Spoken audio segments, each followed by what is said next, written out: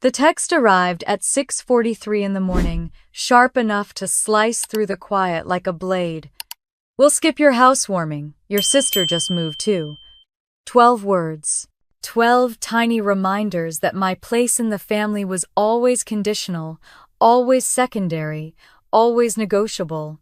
I stood in the kitchen barefoot, the cold stone floor chilling the underside of my feet, staring at that message, while the Pacific pressed itself against the cliffs beyond my glass walls. My villa, the $6 million home I had built with my own scraped knuckles and sleepless nights, glowed with early morning light, indifferent to the rejection glowing on my screen. I typed, "That's okay," before my common sense could intervene, before my heart could object. And as the message sent, a familiar ache fluttered up my spine. It wasn't shock. It wasn't betrayal. It was recognition. The same feeling I'd had my entire life. Of course they aren't coming. The waves roared outside, relentless and unapologetic. And for the first time in a long time, I wondered what would happen if I finally stopped apologizing for wanting them to choose me. I set the phone face down on the counter and pushed open the glass wall that led to the terrace. The wind rushed in, salty and cold, threading into my hair. I breathed it in, slowly letting the sting of it chase away the softness in my chest. If my mother had meant to sound practical, she didn't. She sounded dismissive, the way she always did when it came to anything about me except when she needed something. The villa stretched behind me, stone, cedar, and glass woven together into the kind of home I once thought only belonged to other people. People with families who celebrated them. People who weren't told to be grateful for scraps of affection. People whose mothers wouldn't send texts like that on the morning of the biggest moment of their lives. But I wasn't those people. And this wasn't the first time I'd learned that lesson. When I was 7, my sister Lila won a reading award at school. My parents threw her a party with balloons and cupcakes, the kind that drew neighbors out of their houses. When I brought home a science fair ribbon the next year, first place bright blue, my mother pinned it on the side of the refrigerator next to a coupon. "Don't stay up late next time," she said. My father didn't look up from the TV. The imbalance wasn't dramatic. It wasn't cruel. It was quieter than that, subtle, steady like erosion. It wore me down one moment at a time. Now, decades later, a single text had the same familiar heaviness. But I wasn't that girl anymore. I walked back inside, letting the door slide shut behind me. The house was warm, humming softly with the low thrum of the geothermal heating I'd installed myself. My blueprint sketches still lay scattered on the walnut table, early drafts of the villa, rough pencil strokes, mapping out a home that didn't exist yet. A home I built not just from steel and glass, but from the stubborn hope that someday I could live somewhere I didn't feel like a stranger. I poured coffee into a ceramic mug, one I'd made years ago when I couldn't afford matching dishes. The glaze was chipped at the rim. I kept it anyway. It reminded me who I'd been before I carved this version of myself into existence. The villa wasn't supposed to be a secret forever. I had imagined this day, my housewarming, more times than I admitted. My parents arriving, surprised but proud. My father running his hand along the stonework, nodding approvingly. My mother taking pictures, sending them to her friends. Lila asking how I built a home like this by myself. Of course, that fantasy didn't include them declining the invitation because Lila happened to move apartments the same week. I sipped my coffee and walked toward the east-facing wing where the sun spilled like honey across the floors. The ocean shimmered beyond the glass, wild and shining. This house was the opposite of the one I grew up in. My childhood home in Colorado was cluttered and dim, filled with my mother's porcelain figurines and the smell of my father's burnt toast. The dining table always had one seat for Lila, the seat by Mom, and one for Dad and one for Grandma when she visited, and a rotating set of chairs for whoever else showed up. But my seat, it shifted constantly, like I didn't have a place there. Like I wasn't meant to settle. I learned early that when a family makes room for someone else, they don't always make room for you. The villa's layout didn't have a head of table. I'd designed the dining room on purpose, a single long oak table with equal chairs, where everyone sat eye to eye. where no one was the star and no one was the afterthought, where every voice mattered. I ran my fingers along its surface now, feeling the grain beneath my fingertips. I had sanded this table myself, stained it, polished it, placed it intentionally in the center of the home, because I knew what it felt like not to have a seat. My phone buzzed again on the counter. I ignored it. Instead, I walked into the great room where the ceiling curved upward like a cathedral of light. The smell of eucalyptus drifted in from the vases I'd arranged the night before. Every detail was ready, every room prepared, every chair waiting, a housewarming without my family. The thought should have knocked the air out of me. Instead, something inside me settled. Maybe peace didn't always come gently. Maybe sometimes peace arrived as a silence where pain used to be. I stepped outside again onto the terrace overlooking the cliff. The wind whipped harder, now brushing my hair across my cheek. The world smelled like salt and sky and second chances. They weren't coming anyway, I whispered to the waves. They never really were. Then a sharper realization slid into place, quiet but life-changing. If they wouldn't show up for me, why was I still waiting for them? Why not invite the people who always had people who had held space for me when my own family didn't? People who knew what it felt like to be overlooked, overshadowed, forgotten. The thought pulsed warm in my chest. Maybe this housewarming wasn't meant to be about blood. Maybe it was meant to be about belonging. My phone buzzed again, but this time I didn't flinch. I walked back inside, picked it up, and scrolled past my mother's text. Instead, I opened a contact I hadn't called in months. Rachel. I took a breath. "Hey," I said when she answered. "Are you busy tonight? I'm hosting something at my place, and I'd really love for you to come." Her gasp was soft and bright like the sound of light catching glass. "You want me there?" she asked. "More than anyone." And as I hung up, warmth filled the place where my mother's message had left a hollow. Tonight would still be a celebration, just not the one my family deserved, but absolutely the one I did. The first contractor I ever worked for liked to say that adulthood was nothing more than a long hallway of bills, deadlines, and people expecting you to smile while juggling both. I didn't believe him then. I believed him the night I sat in my Oakland apartment, a room so small I could touch both walls if I stretched out my arms, staring at a cup of instant noodles that tasted like salt cardboard and humiliation. The radiator had broken again, hissing weakly like it was giving up on life. Outside, someone shouted at a barking dog. Sirens wailed in the distance. The building shook every time the freight trains passed. It wasn't glamorous. It wasn't even comfortable. But it was mine, or at least the square of rented floor where my mattress sat crooked against the wall.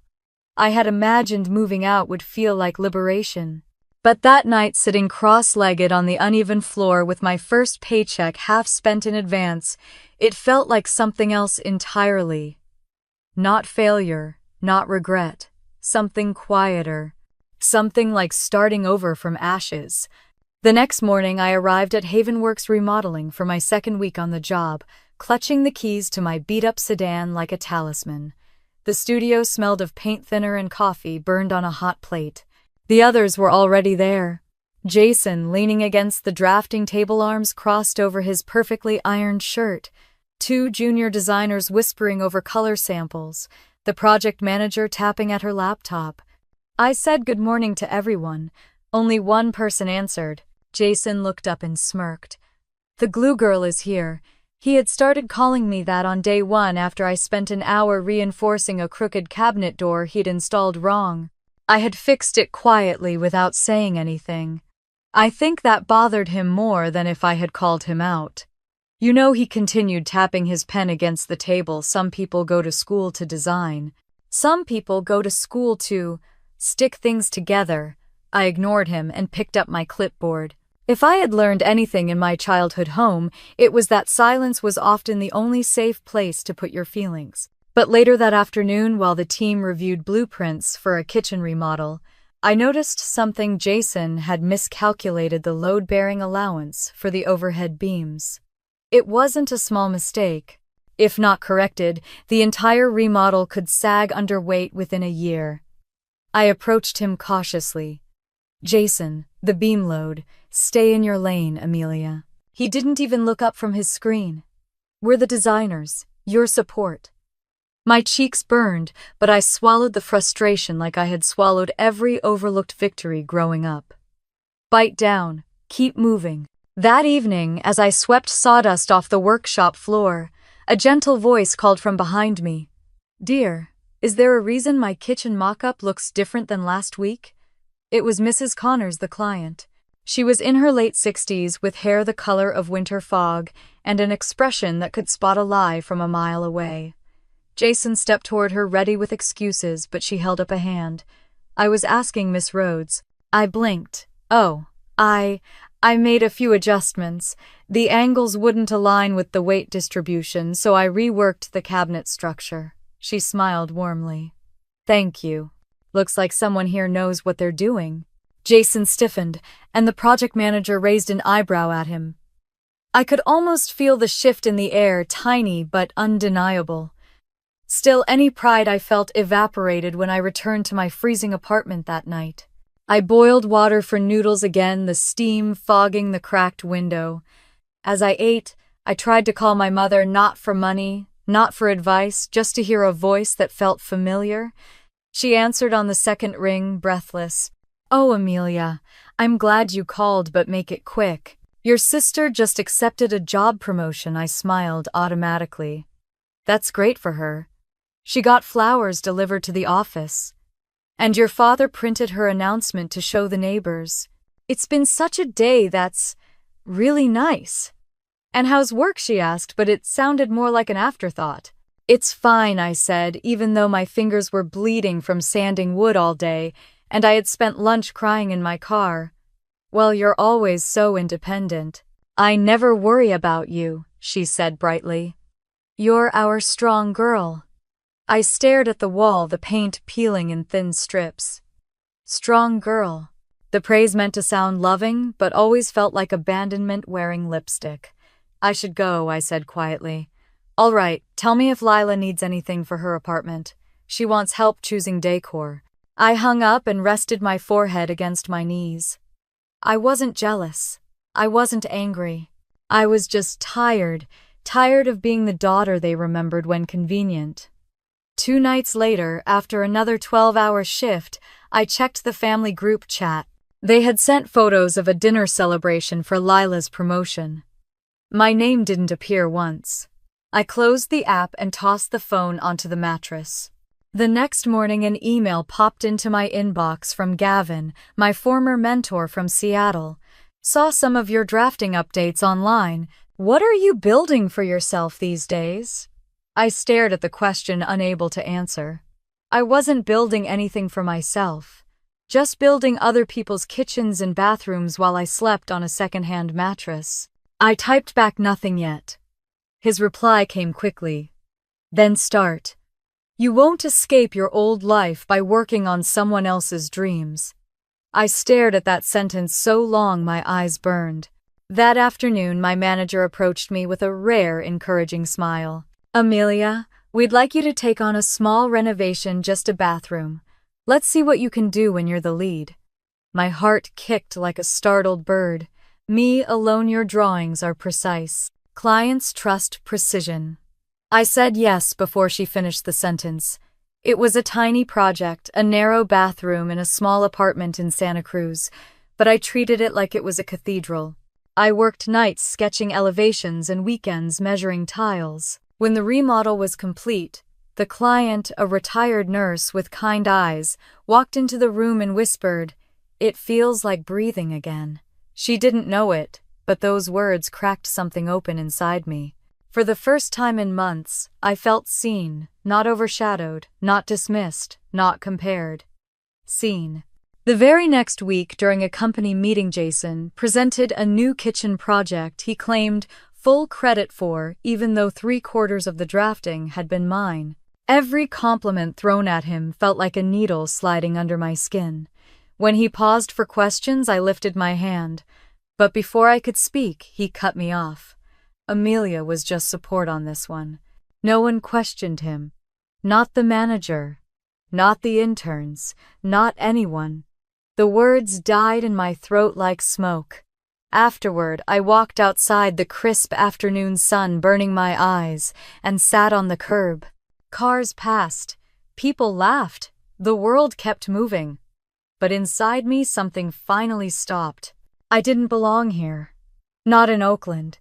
Not in a job where my hands were useful but my voice wasn't. Not in a family where my accomplishments were invisible. That night I parked by the Oakland docks, rolled down my window, and watched the waves slap against the pillars. The sea breeze was sharp, salty, alive. I took out my phone and searched for something I hadn't dared look up before. Coastal land for sale, California listings, scrolled past cabins, empty lots, unsafe structures. My eye caught on one dilapidated cottage, unstable cliff, Clearwater Bay. Price low, very low. I clicked. The photos were grainy, but the place felt familiar, ruined, forgotten, but still standing. Still standing. My heart thudded. I didn't know why, but I couldn't look away. That night, as the wind whipped off the bay, lifting my hair like a quiet dare, a thought rose in me so clear it felt like truth. Maybe it's time to build something that belongs to me. I didn't know then that this impulse would reshape everything.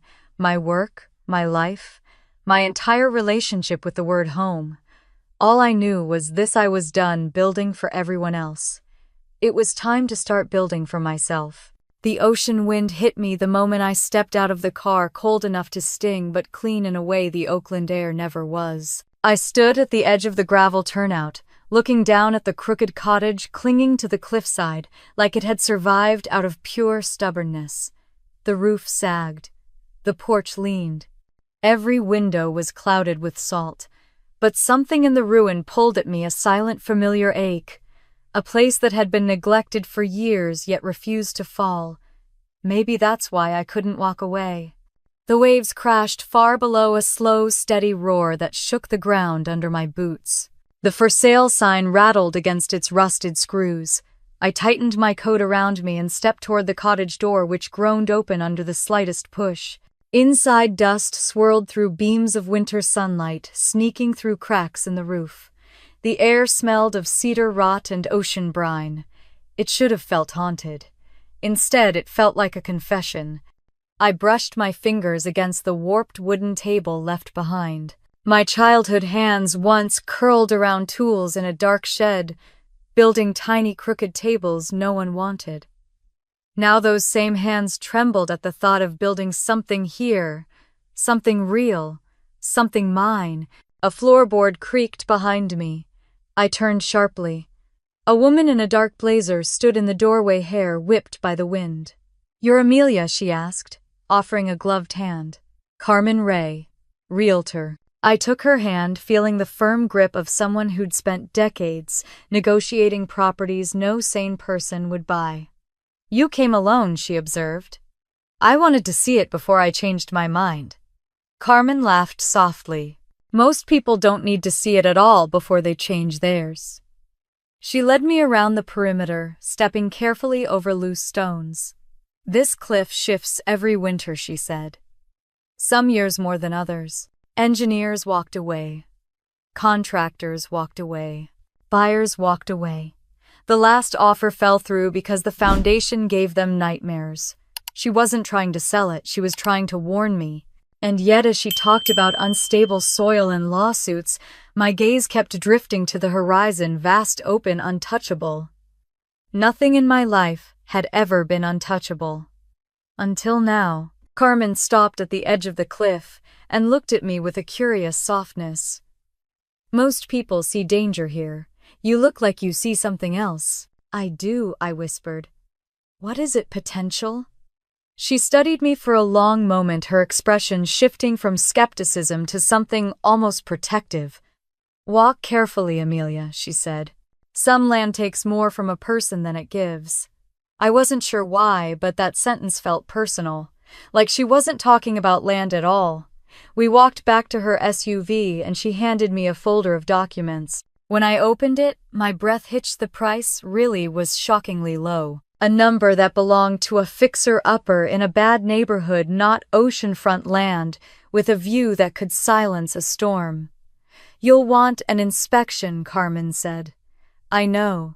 And a structural assessment. I know. And probably a therapist." Despite myself, I laughed. Carmen raised a brow. "You're serious about this, aren't you?" I looked back at the cottage, watching a gull sweep past the broken chimney. "I don't know what I'm doing. But I know what I feel. And what's that? That if I don't follow this, I'll regret it for the rest of my life." Carmen exhaled like she'd been expecting the answer. "Then let me show you the one thing everyone else has overlooked." She led me around back to a narrow strip of muddy earth that dropped into the sea. The soil looked unstable, but beneath it was something unexpected: jagged rock. "Solid rock, your foundation," she said simply. A foundation no storm had broken. I crouched, touching the cold stone. A rush of something warm rose through my chest, fierce, fragile, hopeful. "This land is stubborn," Carmen said. "It won't be easy. But maybe stubborn is what you need." Stubborn was all I'd ever survived on. That night in Oakland, I couldn't sleep. I lay on my mattress, staring at the ceiling cracks, replaying the sound of the waves, the smell of salt, the whisper of possibility. Every time I closed my eyes, I saw sunlight hitting glass walls that didn't exist yet, floors that hadn't been poured, a table I hadn't built, a home I'd never had. My phone buzzed at midnight. A message from Gavin. "Did you find something?" I hesitated, then typed, "Maybe?" His reply came instantly. "Send it." I sent a photo of the cottage, leaning battered, barely holding on. He didn't reply for a full minute. When he did, it was only one sentence. "This is the place that will change you." I stared at those words until they blurred. He believed in me in a way my parents never had. Or maybe he just recognized that I was hungry for something no one could hand me. The next morning I drove back to Clearwater Bay. The air was sharper, the sky a pale gray, the sea restless and beautiful. I walked the cliff's edge, imagining lines on paper steel beams, cutting through sky windows, catching fire at sunset. I imagined standing barefoot on cold stone floors, breathing in a kind of silence I'd never known. I imagined belonging somewhere. Carmen arrived with 2 engineers, Marcos and Hannah. One looked skeptical, the other intrigued. Marcos pointed at the failing cottage. "If you want to fix what's already here, walk away." "I don't," I said. "I want to build." Hannah crouched beside the exposed rock, tapping it with a small hammer. "This could work if you anchor into the bedrock," she said. "But it will take time." "How long?" "Years." My chest tightened, not with fear, but with clarity. Years meant commitment. Years meant sacrifice. Years meant building something that lasted longer than the childhood wounds I kept carrying. "I can give it years," I said. Marcos narrowed his eyes. "Are you sure a project like this can swallow a person whole?" "I've been swallowed before," I said. "This time I want to come out the other side." Something in my voice must have convinced him, because he nodded slowly. "Then you'll need the right crew," Carmen smiled. "I know people." 2 days later, sitting across from her at a cafe in town, I signed the contract. My hand trembled only slightly as the pen touched paper. When I finished, Carmen slipped the file into her bag, then placed a gentle hand on mine. "Whatever brought you here," she said, "I hope this land gives it back to you tenfold." "I just want a place to stand," I said softly. "You will," she promised. Driving back to Oakland, my old life felt like a coat 2 sizes too small. By the time I reached my apartment, the walls felt like they were closing in. I packed a bag before I could change my mind, tossing in jeans, work gloves, and the old leather notebook where I kept childhood sketches. My phone buzzed with photos from the family group chat. Lila smiling in her new apartment, my parents beaming behind her. Not one message asking how I was doing. Not one message asking where I'd been. I set the phone down and whispered to the empty room, "I'm not waiting anymore." Then I walked out the door. Back at Clearwater Bay, the wind carried the scent of rain. I climbed onto the old porch and stood where the living room might someday be. The sea roared below, strong and terrifying. But the fear didn't chase me away. It grounded me. I opened my notebook and began to sketch walls of glass facing the sea, a kitchen carved from stone, a long oak table with room for everyone who had ever felt overlooked. As lines took shape beneath my pencil, my heartbeat steadied. This wasn't just a house, it was a promise to myself, a promise that I would no longer shrink to fit anyone else's version of me. A promise that I would build something no one could ignore, not because they had to see it, but because I finally did. I closed the notebook and looked at the horizon, feeling the pull of something vast and new. The cliff might have been crumbling, but for the first time in my life I wasn't. And I knew with a certainty I had never felt before that this ruined little cottage on the edge of the world was where my real life would begin. I learned quickly that freedom didn't come with a dramatic sunrise or a perfect moment. It came in small, uneven steps, like the morning I woke up in my drafty Oakland apartment, my breath visible in the cold air, and realized I didn't have enough money for both groceries and gas. I sat on the edge of the mattress, pulling on stiff jeans that smelled faintly of sawdust, and told myself this was temporary. Everything was temporary. Even the version of me who felt like she was always playing catch-up. At Havenworks, the studio buzzed with the usual mix of hammers, chatter, and egos. Jason walked in 15 minutes late, coffee in hand, acting like he'd invented punctuality. He glanced at me sweeping the workshop floor and smirked. Still doing the glamorous jobs, I see. I didn't answer. I'd learned that answering him only fed him. Instead, I moved to the back, sorting screws by size, something he couldn't be bothered with, but would later take credit for when clients admired the organized bins. The project manager, Leslie, handed me a stack of samples. Client walkthrough this afternoon. Jason's presenting. Make sure everything is labeled. I nodded. Jason sauntered past me, whispering just loud enough, make her feel useful. My chest tightened the same way it had in childhood when I was asked to carry everyone's coats during holidays while my sister posed for pictures. Invisible unless helpful. Helpful but never enough. Still, I swallowed it. I always did. Around noon, while the others ate lunch, I checked the load-bearing numbers in the kitchen remodel, again unable to shake the feeling something was off. The calculations Jason insisted were correct didn't match the beam spans. I ran the numbers twice, 3 times. My stomach dropped. If left as is, the cabinets would sag within a year. I approached him carefully. Jason, the overhead beams. If the client stores anything heavy, he didn't even let me finish. Amelia, seriously. Stay in your lane. Then louder, so everyone could hear. Not everyone needs to be a designer. Some people thrive in supporting roles. My throat burned, but I turned, put away the blueprints, and reminded myself he didn't get to define me. Not anymore. That evening, I dragged myself home to the tiny apartment. The radiator was making that pathetic hissing noise again, like it was trying to breathe but couldn't. I heated a bowl of ramen, sat on the floor, and opened my phone. Maybe tonight I thought I could talk to my mother without feeling like a background character in her life. She answered cheerfully. Amelia, good timing. Your sister just got her promotion. Isn't that amazing? That's great, I said softly. We're taking her out to dinner. She's choosing where, of course. Your father is so proud. He keeps calling her our little rising star. I pressed my fingers against my eyes. How's everyone else? Oh, we're fine. Busy. Oh, Lila needs advice on her new apartment decor. Maybe you can video call her later. Sure, I whispered, even though I knew she wouldn't call. Lila liked her victories unshared. And work? My mother asked suddenly. It's okay, I said, feeling the lie lodge in my throat. You'll be fine, darling. You always are. You're strong. I closed my eyes. Strength wasn't the compliment she thought it was. It was an excuse. A loophole.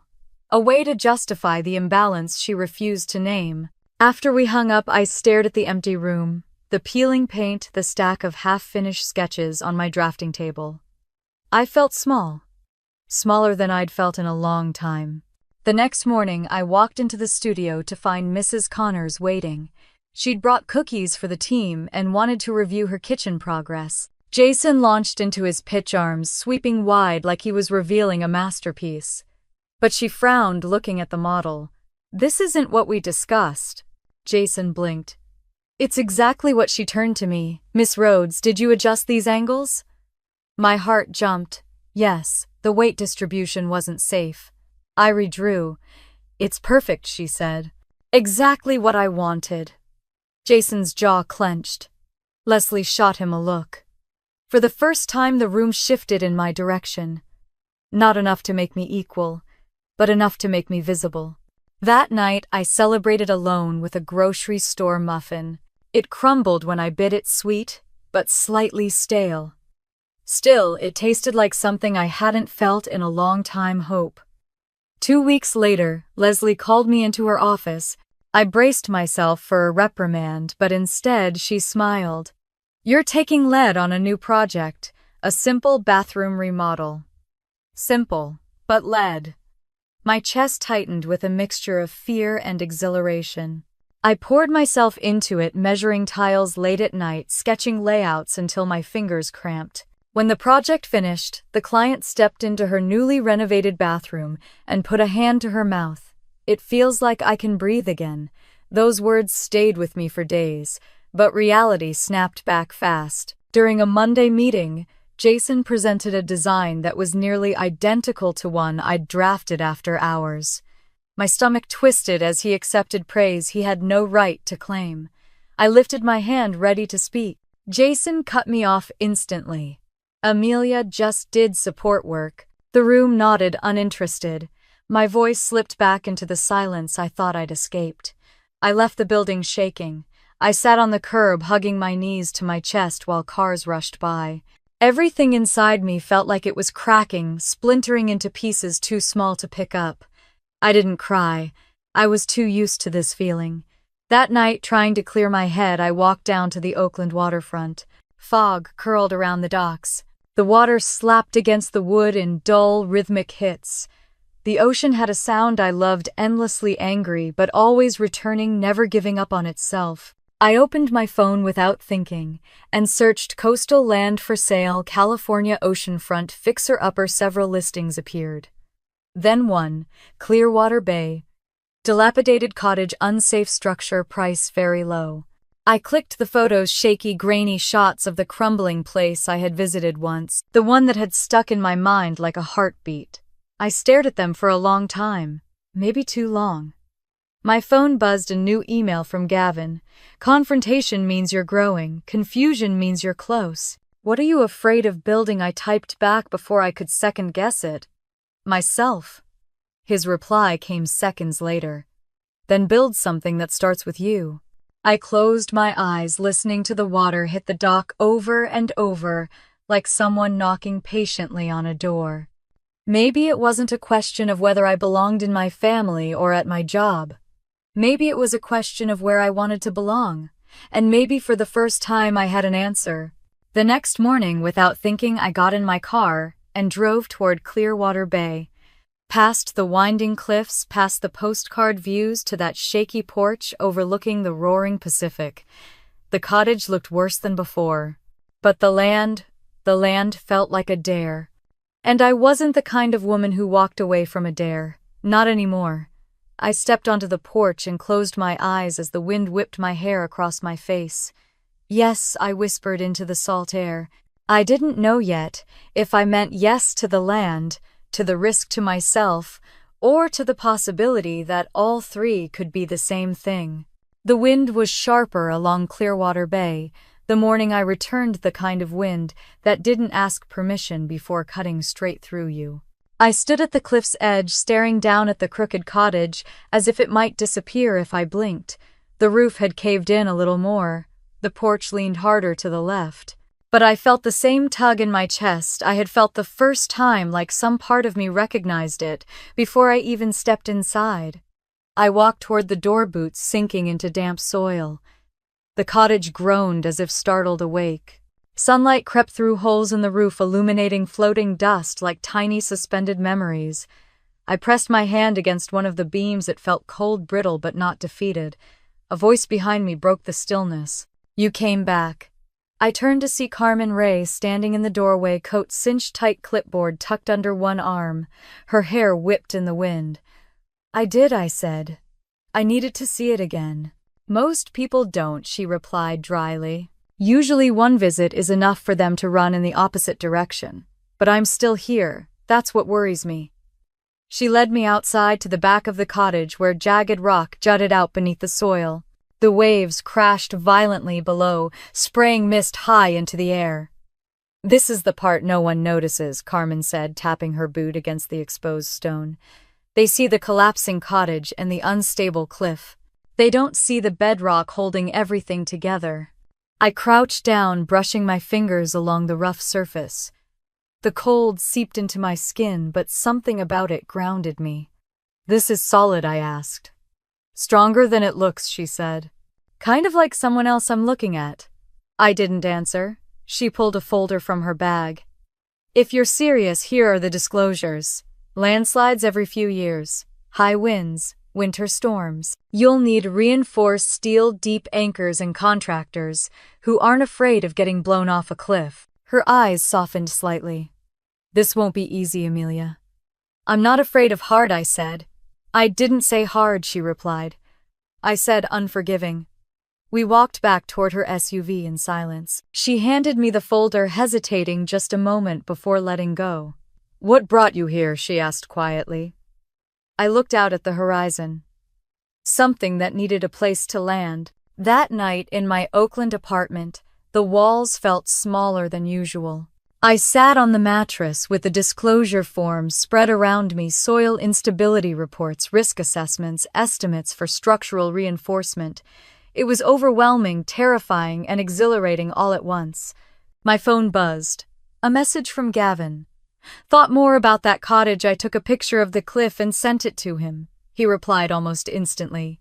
That land is a mirror. Be careful what you see in it. I stared at his words, unsure whether they were a warning or encouragement. Maybe both. The next morning, I drove back to Clearwater Bay, meeting Carmen and two structural specialists. She had called in Marcos, a weathered stoneworker with salt-gray hair, and Hannah, a civil engineer with eyes sharp as glass. Marcos circled the cottage with a grunt. If you want to save this thing, forget it. I don't want to save it, I said. I want to build something new. Hannah crouched beside the exposed rock again. With anchors drilled deep, reinforced steel beams, and the right foundation, you could build something here that outlasts the storms.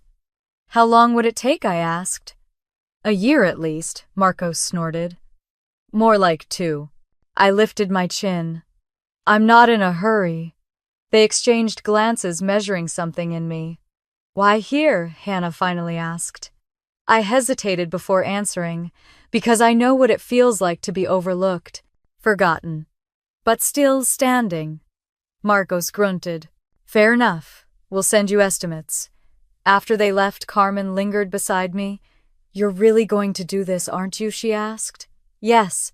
You haven't even heard the price. I don't care. She sighed but smiled. You remind me of myself 30 years ago. Bold. A little reckless. Mostly stubborn. She handed me a pen. Sign when you're ready. I wasn't ready, not fully. But some part of me had been ready for this long before I arrived. I signed. The ink felt final, permanent, like claiming a part of the world that had been waiting for me. When she took the paperwork, Carmen placed a hand gently over mine. Welcome home, she said. Or at least, welcome to the start of one. I drove back to Oakland in a daze. The city noise felt foreign, distant, like something from a life I was already stepping out of. At my apartment, I packed a small bag, jeans, work gloves, a few shirts, and my old leather notebook filled with sketches I once hid from everyone. Before locking the door, I paused and looked around.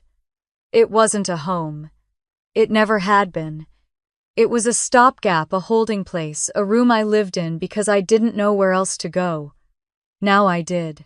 On the drive back to Clearwater Bay, the sky darkened with approaching rain. The sea was wild, restless. The cottage looked smaller against the storm, a fragile outline against nature's fury. I stepped onto the porch, the boards groaning under my weight, and let the cold wind whip my hair around my face. Lightning split the sky in the distance. The air smelled like salt and endings and beginnings. I opened my notebook and began to sketch by flashlight lines forming walls of glass, a kitchen carved from stone, a terrace stretching over the cliffside.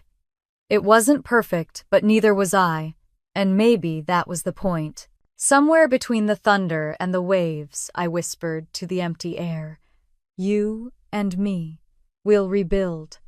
The cottage creaked as if it agreed. Rain soaked the pages, but I kept drawing until the storm blurred the world around me. For the first time in my life, the future didn't feel like something I was waiting for. It felt like something I was building, one line, one decision, one fearless yes at a time. The plans for the villa spread across my drafting table looked more like a confession than a blueprint, lines layered over lines, corrections scribbled in the margins, small notes in my cramped handwriting reminding me what I wanted this place to feel like: strength, clarity, light. Not the kind of light that decorated a home, but the kind that healed it. The kind I never grew up with. Outside my rental apartment, the sky over Clearwater Bay was still pink with dawn when I packed my laptop, notebooks, and a thermos of coffee into the back seat of my car. I had a meeting with Marcos and Hannah at the cliff site at 8 sharp, and neither of them tolerated lateness. Especially not for a build this risky. My hands tightened on the steering wheel as I drove toward the coast. Every time the road curved, the ocean appeared vast and endless and bright. The closer I got, the faster my pulse moved. It wasn't fear. It wasn't excitement. It was something in between, something I didn't have a name for yet. When I arrived, the two of them were already there, standing on the rocky edge, like generals surveying a battlefield. Marcos lifted a hand in greeting. "Morning, boss," he said. "Don't call me that," I replied. "You're the one signing the checks. That makes you the boss." Hannah smirked behind him. "Get used to it." I set my bag on a flattened boulder, unrolled my drawings, and weighed down the edges with stones. The wind tugged at them instantly, as if the sea wanted a look for itself. "This beam configuration won't hold in high winds," Hannah said, tapping a pencil against the frame I'd drawn. "We need cross-bracing here, here, and here." I nodded. I figured. I want everything anchored into the bedrock anyway. Marcos grunted approvingly. "Smart. Most clients want aesthetics. You want survival." I wanted more than survival, but I didn't say that out loud. He crouched and touched the exposed rock. "This stone's stubborn. It'll take drilling, but once it holds forever." Forever. A word that had never belonged to me. I studied the cliff, the waves pounding below. "We start excavation today," I said. "No delays." Hannah checked her watch. "Crew will be here in 20. As they moved off to check the soil perimeter, I stood alone by the edge. The wind whipped along my jawline, tasting like salt and distant storms. The sound of the ocean was deafening but strangely grounding. It reminded me of the nights I fell asleep in my childhood, shed sanding stolen scraps of wood by lantern light, because it was the only place I felt real. This cliff felt like that place, untamed, unpolished, unapologetic. The crew arrived with heavy machinery that shook the earth when it rolled over the dirt. Marcos barked instructions. Hannah paced with her tablet. I watched the first bucket of soil lift from the ground, exposing more of the ancient rock underneath. It was happening. After years of compromised silence and being the background character in my own family, something was finally being built entirely because I wanted it. Not for Lila, not for my parents, for me. Around mid-morning, I opened my laptop on the hood of my car to adjust the CAD drawings while the machines roared behind me. Notifications from my mother appeared at the top of the screen, an unread pile growing more insistent by the minute. I ignored them. They would only say what they always said: "Be patient with your sister. Don't make things difficult. We'll talk later." Later meant never. Later meant their comfort mattered more. I shut the laptop and returned to the excavation pit. By noon, the sun burned off the marine layer, revealing a sky so blue it hurt to look at. Sweat stuck my shirt to my spine, but my steps felt steady, grounded, purposeful. Lunch break, Hannah asked, tossing me a bottle of water. 5 more minutes, I said. She raised an eyebrow. You've been saying that for 2 hours. I unscrewed the cap. We're close to the anchor points. I can feel it. Marcos lumbered over and took off his hat, wiping sweat from his forehead. You work like someone trying to outrun something, he said. I didn't answer. Not because he was wrong, but because he was too right. In the afternoon, we began clearing the last section near the foundation line. The wind picked up again, brushing dust into our eyes. I wiped my sleeve across my face, but the grit kept coming. Stormfront's changing direction, Marcos called out. We have maybe 2 hours. Enough, I replied. We just need the base exposed. Machines hammered into the earth. Stone screamed under pressure. Dust rose in clouds that clung to our clothes. And then, here, Hannah shouted. The drill hit something solid, a deep ringing thud. The hit vibrated through the ground, through my boots, all the way into my ribs. Bedrock. All of us moved closer. Beneath the last layer of loose soil, the bedrock shone dull and cold like the spine of the cliff itself. This is it, Marco said quietly. This is where your house begins. I crouched and pressed my palm against the stone. It was colder than air, older than imagination. Strong in a way I wished I had been when I was younger. Steady in a way I longed to be now. My eyes burned unexpectedly. Maybe because this was the first thing in my life that wouldn't crumble when pressure hit. We anchor here, I said, voice steady. Hannah nodded. We'll need reinforced steel beams and double-depth bolts. Do it, I said. Order whatever we need. The team dispersed back to their tasks, but I stayed where I was crouched beside the newly exposed rock. My phone vibrated in my pocket, over and over. I pulled it out and saw a string of messages from my mother. Did you get our text? We didn't mean to hurt your feelings. Your sister had a long week. You understand that. Why are you being distant? I stared at the messages, thumb hovering but unmoving. Every line felt like a script I'd been reading since childhood. Every excuse familiar, predictable, hollow. I locked the phone and slipped it back into my pocket. Not today. Today, the only voice that mattered was mine. By dusk, we had marked all anchor points. The sun bled orange across the sky, hitting the ocean in shattered reflections. The construction site glowed in the fading light, raw, unfinished, but undeniably full of possibility. When the crew finally packed up and drove off, I stayed behind, alone on the cliff again.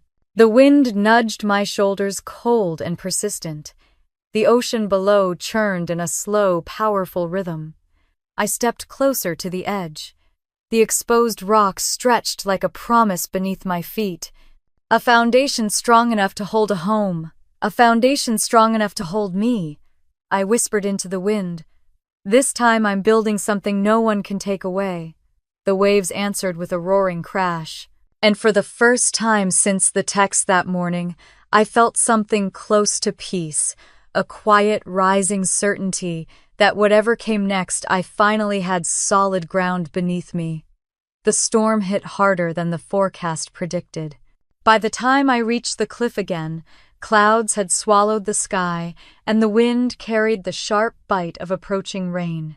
The cottage creaked under the weight of the gusts, as if it knew its days were numbered.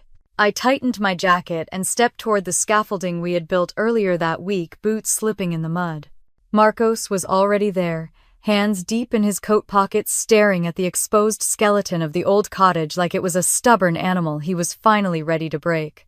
You picked one hell of a week to start demolition, he said. I didn't pick the weather, I replied. Sure feels like you did. He wasn't wrong. The storm matched something in me, chaotic, relentless, unwilling to be ignored. Behind us, Hannah walked along the foundation lines we'd chalked out, hair whipping sideways. If we don't reinforce this section today, the rain will eat through what's left of the support, she called out. I nodded. Then we reinforce it. Even in this weather, we don't have a choice. She didn't argue. She understood the stakes. This house had to be stripped to its bones before we could build anything worthy of standing here. I grabbed the pry bar and stepped into the rotted living room. The air was thick with damp wood and old salt. Everything inside me tensed in anticipation. Then I swung the bar into the wall. 2 beams splintered. Dust exploded around me. Hannah coughed through her mask. Marcos cursed as a gust of wind shoved the door open. And still it felt right. Destruction often did. Hours passed. One wall came down, then another. The storm howled outside, slamming against the fragile frame, rattling what remained of the cottage. At one point, the wind hit so hard, the entire structure groaned like a wounded animal. Marcos yelled from the doorway. "If this place collapses, I'm blaming you. Then help me before it does," I shouted back. He grinned despite the chaos and waded in beside me. Piece by piece, we tore apart the house I'd first stepped into, only weeks before. And with every beam I pulled free, every slab of rotten wood that hit the floor, I felt a strange clarity rising inside me. Like I wasn't just demolishing a building, I was demolishing every version of myself that had learned to stay quiet. By late afternoon, rain slammed sideways through the empty openings where windows used to be. The roof bowed dangerously. Hannah climbed onto a beam and looked down at me. "We need to evacuate. Now." I wiped water from my eyes. "One more panel. That panel won't matter if the whole place comes down on your head." She was right. I tossed the pry bar and followed them out as the wind roared. The moment my boots hit the mud, the cottage released a sound that froze all of us, a long, low crack that traveled through the frame. We turned in unison.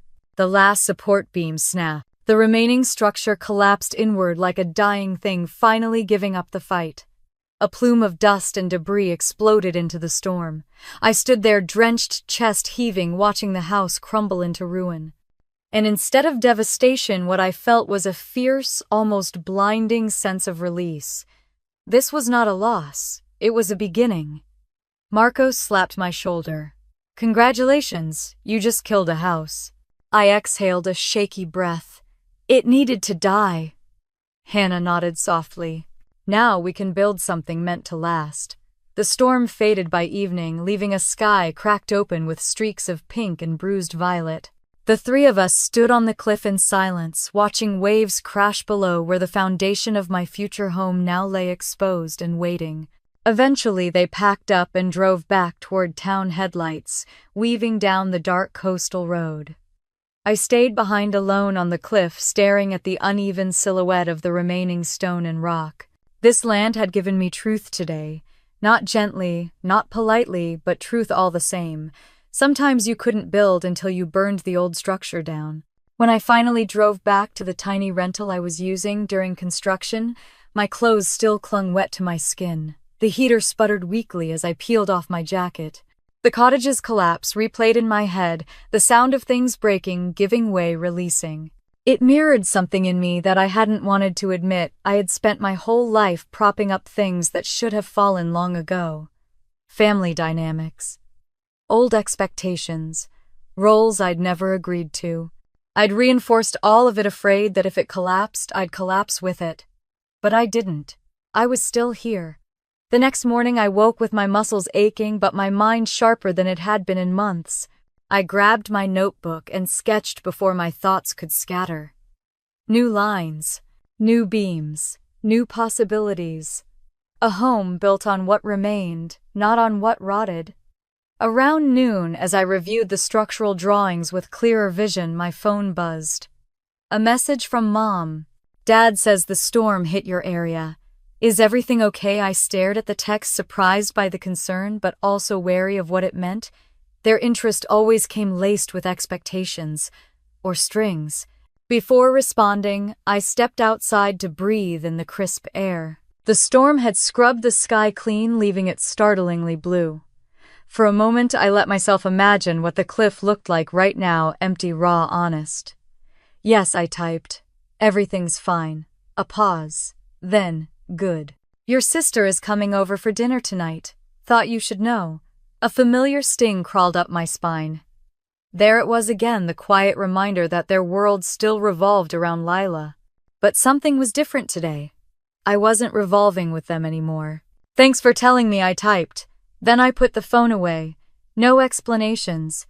No effort to extend the conversation. No energy spent trying to win a place in a system that was never built for me. Later that afternoon, I returned to the cliff alone. The debris lay piled like bones waiting to be cleared. I didn't flinch. Instead, I walked straight to the edge, letting the wind whip my hair around my face. The land was quiet now, breathing soft and steady beneath my boots. So I whispered, "It's just you and me now." A seagull cried overhead, cutting through the silence. I smiled faintly. Demolition wasn't the end. It was the clearing of space. Space for something better. Something stronger. Something mine. I knelt beside the first anchor point Hannah had marked and pressed my palm flat against the cold stone. This foundation wasn't perfect, but neither was I. And together, we were going to build something unshakable. The first delivery truck arrived just after sunrise, grinding up the cliff road with the kind of tired rumble that suggested it had lived 100 lives before today. I stood at the edge of the construction site, with my hair tied back, gloves stuffed into my back pocket, and a clipboard pressed to my chest. The air was cold enough to sting my cheeks, but beneath it ran a current of something warmer momentum. Real, undeniable momentum. Marcos climbed down from the truck, first stretching his back with a groan. "Your steel's here, Amelia," he called out. "And it weighs as much as all my regrets combined." I smiled, stepping forward as the crew began unloading thick, cold beams, each one destined to become part of the skeleton of the villa I'd been dreaming into existence for years. Hannah inspected the bolts, running a finger along each thread as if she could sense flaws by touch alone. "You ready to anchor these?" she asked. "Born ready," I said. That wasn't true, but it felt good to say. It took 3 hours just to position the first beam over the deepest anchor point. The machinery roared, cables tightened, and steel groaned as it lowered toward the bedrock we had exposed the week before. I stood back, watching, feeling my heart thud in time with the machinery's pulse. Everything, the calculations, the excavation, the hard choices had been leading to this. Marcos shouted, "Steady, steady now." The beam touched the bedrock with a resonant clank that traveled through my chest like a heartbeat. I exhaled slowly. "That's one," Hannah said, wiping sweat from her brow despite the cold wind. "One of many," I replied. "Yeah," she said, "but every house starts with one." The morning blurred into afternoon as we anchored beam after beam, the metallic clatter echoing off the cliffside and mixing with the roar of the Pacific below. The work was exhausting, shoulder-burning, finger-numbing, back-aching work, but it felt holy in its own way. Like I was building something not from desperation anymore, but from intention. By the time the 5th beam was secured, my muscles were trembling, and my stomach was a hollow ache. I hadn't eaten since dawn. Hannah tossed me a granola bar. "You need to refuel before you pass out and ruin my perfect anchor placements." "I didn't realize perfection was your hobby," she smirked. "Only when I'm working with people who deserve it." I tore open the wrapper and leaned against the hood of my car. The cliff wind had eased a little, offering rare, gentle breaths of cool air. For a moment, I closed my eyes. That's when my phone buzzed. I didn't check it immediately, but something inside me already knew who it was. When I finally looked, a string of texts from my mother filled the screen. "Your father is worried. Why haven't you called? We saw something online. Are you building a house? Why didn't you tell us? I locked the phone. Not now. Not here. Not when I was finally building something that had nothing to do with them." I slid the phone back into my pocket and returned to the site. But the texts dug into me like cold needles. Not because they asked where I was. Not because they sounded concerned. But because the concern came too late, arriving only now that they sensed something big happening. Something they weren't part of. By late afternoon, the sky softened to lavender, and we had anchored every primary beam. My body felt scraped clean, exhausted, in a way that made every breath feel earned. "Take a picture," Marco said, nudging me. "First day of real progress. You'll want to remember it."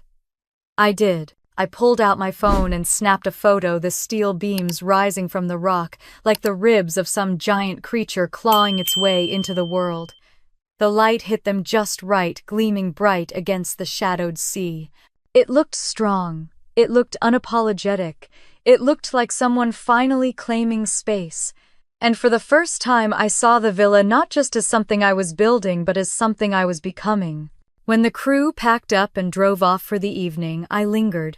The sun dipped behind the horizon, painting the water gold and orange. The beams cast long shadows across the ground. The wind hummed through the site, low and steady. I walked between the beams, slowly, fingers brushing the cold metal. The structure hummed beneath my touch, alive, purposeful. "You and me," I whispered. "We're really doing this."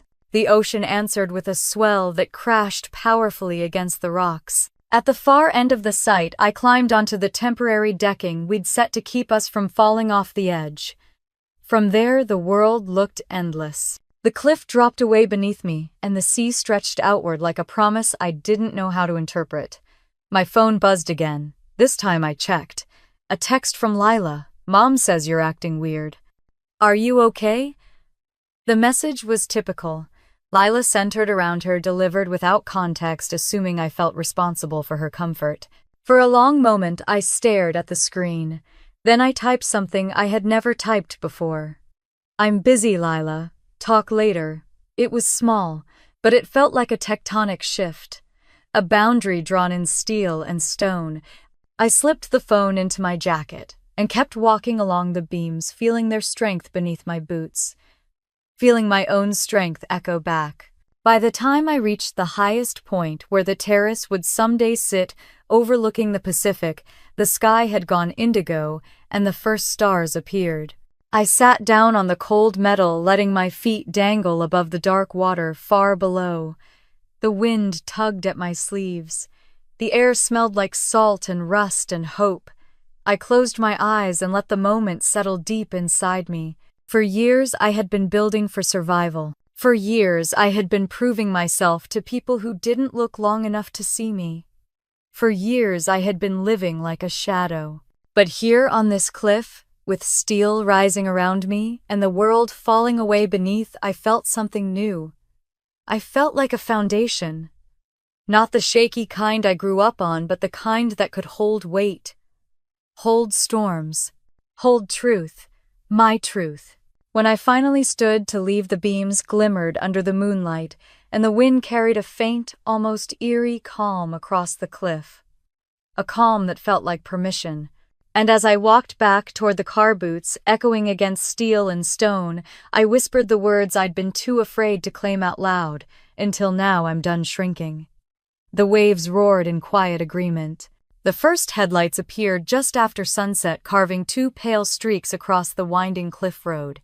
I stood at the front entrance of the villa, hands pressed against the cool steel handles, the ocean wind tugging at the hem of my dress. For a moment, I wasn't 33 with a $6 million home on the edge of the Pacific. I was 8 again, waiting for my parents to show up at a school play they never made it to. But the car that stopped wasn't theirs. It was Rachel's. She stepped out before the engine shut off, hair blown wild by the wind, holding a bottle of wine, and a look I didn't know I needed, pure, unfiltered joy. "Amelia," she breathed, staring at the villa glowing behind me. "What did you build?" "Something I didn't have growing up," I said quietly. "A place everyone belongs." Her kids tumbled out of the back seat, voices booming into the night. "Is this really your house? Does the pool go into the ocean? Are we allowed to run?" I laughed, opening my arms for them. Yes, no, and absolutely. The sound of their footsteps scattered across the terrace, soft and light, like something healing breaking open inside the walls.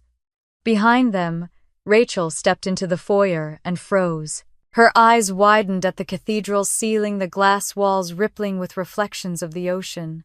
"Amelia," she whispered again, voice trembling now. "They had no idea, did they?" "No," I said.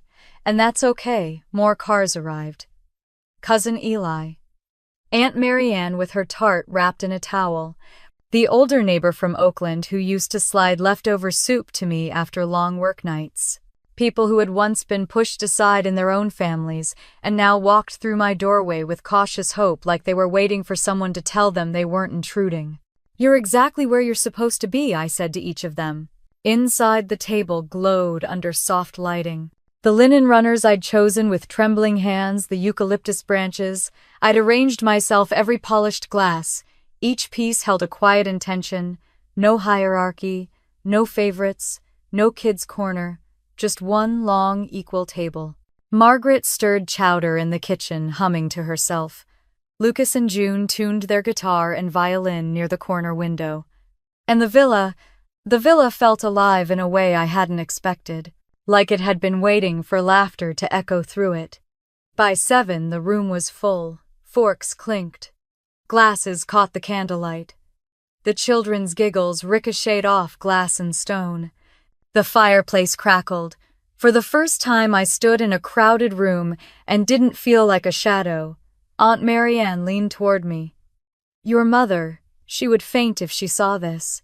I smiled without bitterness. "Maybe she will." Lucas began a soft melody, warm and slow, and conversations drifted into softer tones. The room breathed. People ate and talked and leaned into each other like they had known one another for years instead of minutes. I watched them, my chest tightening with something that felt like belonging, but also something like grief. Because this was the table I had deserved all along. And I was the one who'd had to build it. Halfway through the meal, little Ethan tugged my sleeve. "Can I ask you something?" "Sure." He pointed at the long oak table. "Why is everyone sitting together, even the grown-ups?" I knelt beside him. "Because no one should ever have to sit alone." He nodded in the solemn way only children do then, ran back to his seat where his sister was licking whipped cream from the edge of her spoon. Rachel caught my eye across the table and mouthed, "You did this." But he shook my head. "We did." The thunder of waves filled the quiet spaces between conversations. Wind brushed against the glass like a low hum. I walked around pouring wine, touching shoulders, sharing small smiles with people who had once hovered at the corners of their own families. Tonight, they weren't corners. They were the center. Near dessert, Aunt Marianne cleared her throat. "Amelia, can I say something?" I nodded, though my stomach fluttered. Her voice wavered as she spoke. "When I was your age, I spent Christmas in the kitchen because the main table was full." She paused, eyes glistening. "What you've done tonight, child, it's more than a dinner. It's a reminder that we all deserve a seat." The room softened. Even the children stilled. Marianne's gaze moved around the table. "Thank you," she said, turning back to me. "You made room." I swallowed hard, my own eyes burning. I just wanted us to be together. Really together. As the night deepened, music drifted into something sweeter. The smell of lemon tart mixed with cedar and sea salt. The children dozed under blankets by the fire while Lucas played a lullaby.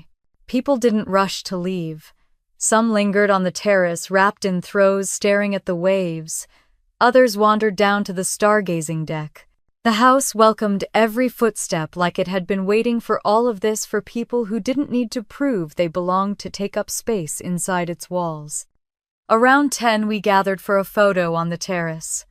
I set the camera, timer ran between Rachel and Eli, and wrapped an arm around each of them. The shutter clicked, freezing the night in a glow of amber lights and salt-kissed wind. Later, when the group drifted into soft conversations, I stepped into the living room alone. The villa was quieter now, breathing around me. I picked up my phone from the counter, its screen glowing faintly. My thumb hovered only a moment before I opened the family group chat, the one usually filled with updates about Lila, her promotions, her new apartment, her lunches with our parents. I uploaded the photo. The caption came to me without effort. "Dinner tonight. Everyone had a seat. I pressed send. My heart didn't pound. My hands didn't shake. I felt steady, certain, peaceful. Behind me, laughter rose again. Rachel teasing Eli about his guitar skills, the kids begging June for one more violin song, Aunt Marianne telling a story about a road trip she took in her 20s. The house glowed. My house, my table, my people. I stepped onto the terrace, letting the wind lift my hair, the sound of the Pacific settle into my bones. The lights above me flickered gently like stars arranged in a net. And for the first time in my life, I understood something simple and brilliant. The ache I'd carried all those years wasn't because I didn't have a family. It was because I kept trying to belong to the wrong one. The waves whispered below, soft and sure, as if confirming it. I stayed there until the last candle burned low, the last story faded into the night, and the last guest slipped into their room, trusting they were welcome. When I finally turned back toward the warm glow of the villa, I said it out loud, not for anyone else, but for the girl I used to be. You're not invisible anymore. And in the soft hush of the sea, I almost heard her answer, I know. The villa was quiet the next morning, the kind of quiet that made the ocean sound louder than it really was. Sunlight spilled through the sheer curtains in long, pale ribbons, touching the empty chairs, the forgotten napkins, the half-melted candles still clinging to the edge of the oak table. I stood there barefoot, holding a mug of steaming tea, letting the silence settle into my bones. My phone buzzed once on the counter. I ignored it. Then it buzzed again, and again. By the fourth buzz, something in me tightened. I walked over expecting a message from Rachel or Eli, maybe a picture of the kids playing on the beach below, but the screen lit up with something else entirely. A banner from HGTV Coastal Revival, The Hidden Villa, on the cliff airs tonight. I blinked at it, heart skipping. I'd forgotten the episode was scheduled for this week. It felt unreal, like some other life I hadn't quite stepped into yet. And that's when the phone buzzed again. This time it vibrated non-stop, dancing across the marble countertop as message after message poured in. Not from my friends, from my family. Missed call mom, missed call mom, missed call dad message, from mom message, from dad message, from Lila 44 notifications in under a minute. I didn't touch the phone, not at first. Instead, I set its screen down and walked outside onto the terrace. The wind carried the scent of salt and something sweeter, last night's lemon tart, lingering in the air. Below me, waves crashed hard against the rocks, the sound deep and rhythmic. The messages could wait. Around noon, Rachel found me perched on the terrace railing, knees pulled to my chest. You okay? She asked, climbing into the seat beside me, hair still mussed from sleep. They're calling, I said simply. Her face softened. Of course they are. They haven't called me this much in 10 years combined. Because now, she said gently, they finally have something to lose. I looked at her, startled. Lose what? Their version of the story. Her words hit harder than the wind. By 5, the villa buzzed with life again. Eli had postponed his trip home. Margaret returned with fresh sourdough and another basket of clams. The musicians lingered at my request, none of us wanting to leave the warmth of what had happened the night before. Tom strung a white sheet across the terrace railing, transforming it into an outdoor theater for the HGTV premiere. The sun dipped low, turning the sky the color of rosewater and pewter. Guests, now friends, wrapped themselves in blankets, cups of cocoa warming their hands. When the HGTV logo flashed across the makeshift screen, I exhaled slowly, bracing myself. The drone shot swept over Clearwater Bay, the cliff rising like a secret waiting to be told. Gasps echoed through the terrace as the camera glided into view of the villa, its glass walls glowing amber, its cedar beams catching the fading light. That's your home, Rachel whispered. Your story. On the screen, they showed me sanding a beam, hair tied messily at the back of my head. They showed the kitchen I built, with trembling hands, the stone hearth polished at midnight, the terrace crafted plank by plank. Then the narrator's voice filled the night. When architect-builder Amelia Rhodes set out to create her coastal villa, she had one intention: to build a table long enough for everyone who'd ever been left without a seat. A hush fell. Even the children stilled. I felt my throat tighten, but I didn't look away. They filmed my hands adjusting eucalyptus branches, my laughter with local builders, my quiet moments tracing the grain of driftwood. They captured the way I stood by the railing at sunset, the wind tugging at my hair, eyes tired but steady. And then, midway through the episode, came the line I'd said months earlier, during filming, half confession, half prayer. I grew up believing there was never room for me at the table. So I built one where no one ever has to ask if they belong. Someone behind me whispered, "Damn." But I just stared at the screen, feeling the words echo inside my chest like a heartbeat that wasn't mine anymore. The final montage showed scenes from the dinner last night, candles, flickering glasses, clinking laughter spilling across the room. It wasn't staged. It wasn't polished. It was raw and real, and full of the humanity I had spent my whole life trying to find. The narrator closed with, "Sometimes healing begins not with forgiveness, but with the courage to build a home where you are finally seen." Silence wrapped around the terrace as the credits rolled. The only sound was the ocean breathing in and out. Then Rachel wiped her eyes. "They told your story, Amelia. The truth of it." Not even a minute later, my phone lit up again. Then non-stop. Dad calling mom, calling message from mom. "Why didn't you tell us it was your house on TV? We are embarrassed. The whole town is asking why we weren't there." Another message, frantic. "You made us look terrible." Another, "Call us now." I stared at the phone, buzzing in my hand, the screen flashing like an alarm I no longer feared.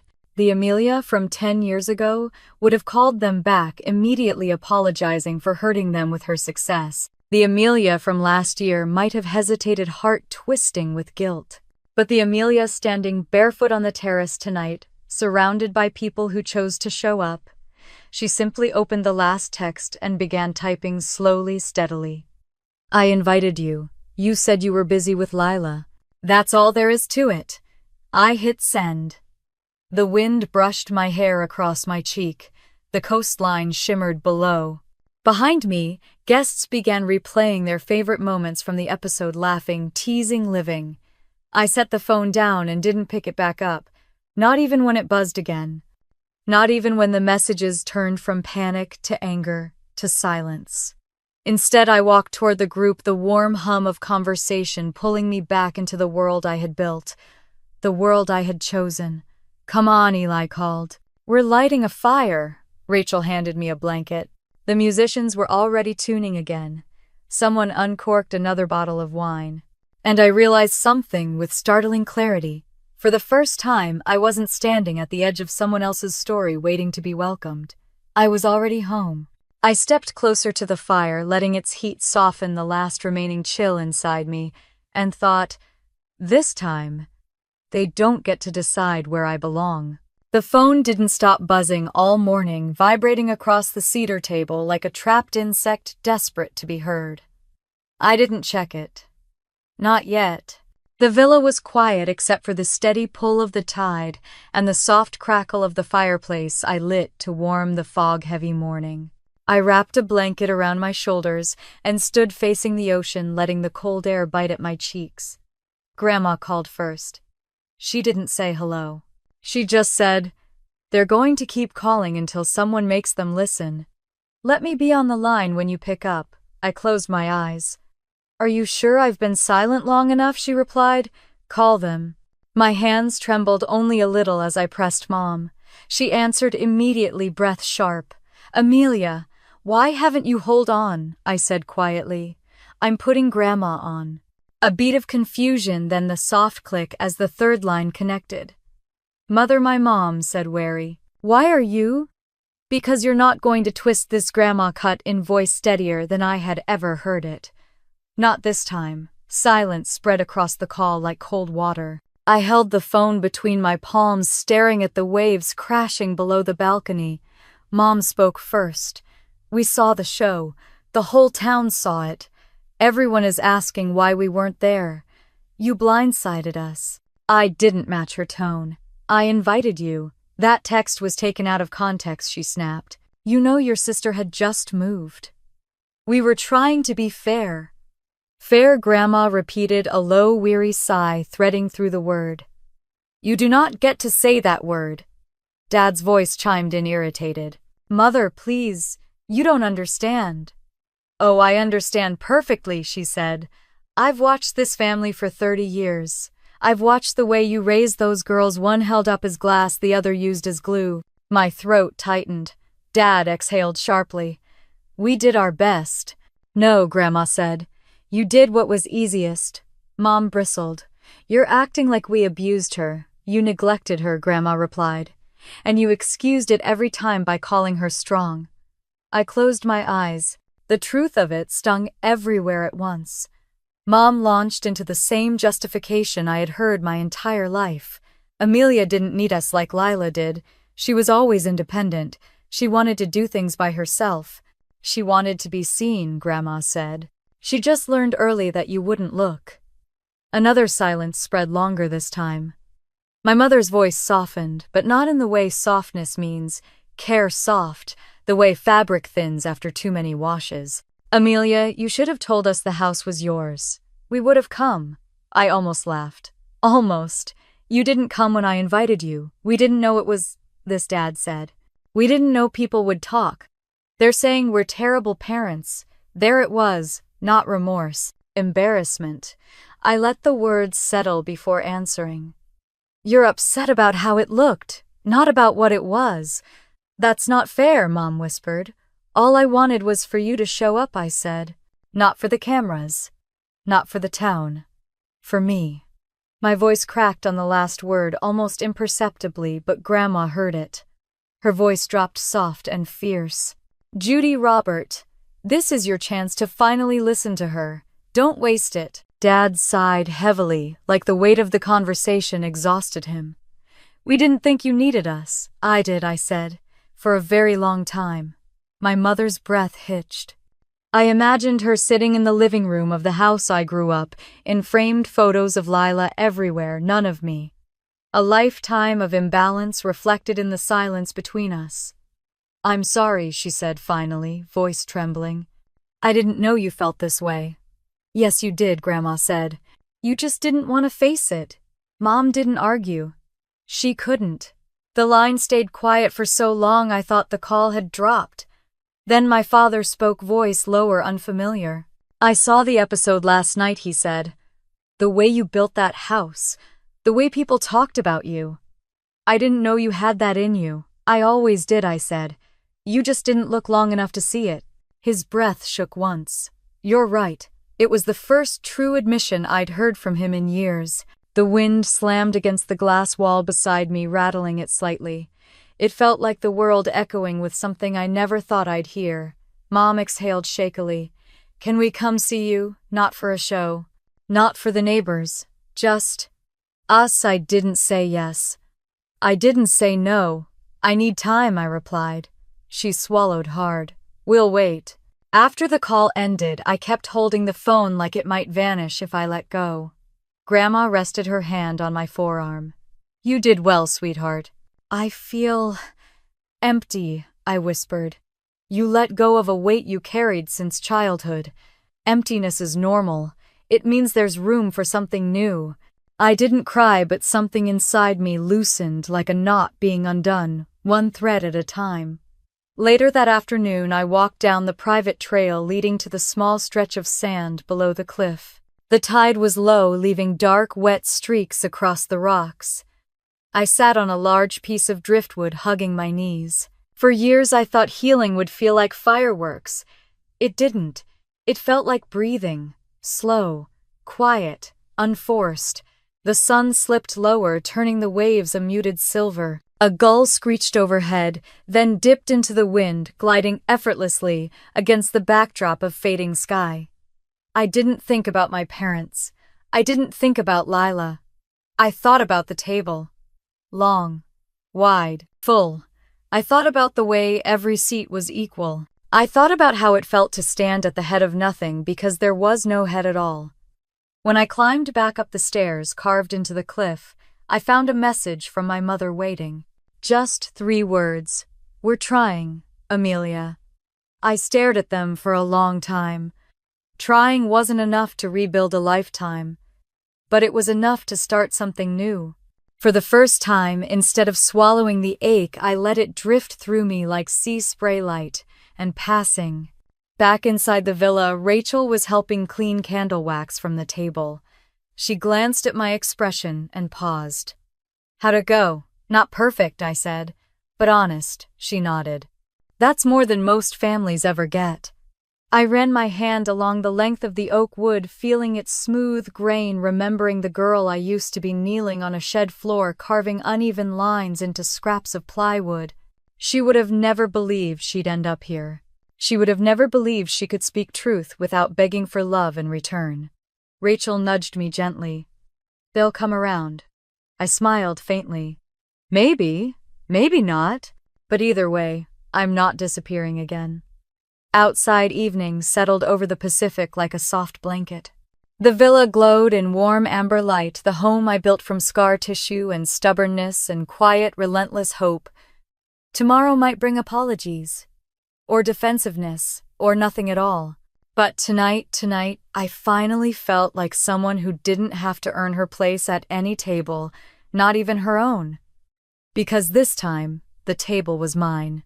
The sea was calm the morning they arrived, the kind of calm that felt almost deliberate, as if the Pacific had decided to hold its breath for us. I stood in the kitchen, slicing lemons for the base, and listening to the low hum of the villa. My hands were steady. My heartbeat wasn't. Their car crawled up the hill a little after 3. I saw it before I heard it, a small silver sedan pulling into the gravel drive, dust curling around the tires. My mother stepped out first, wrapped in a cream coat she only wore to church. My father followed slower, shoulders rounded. And then Lila.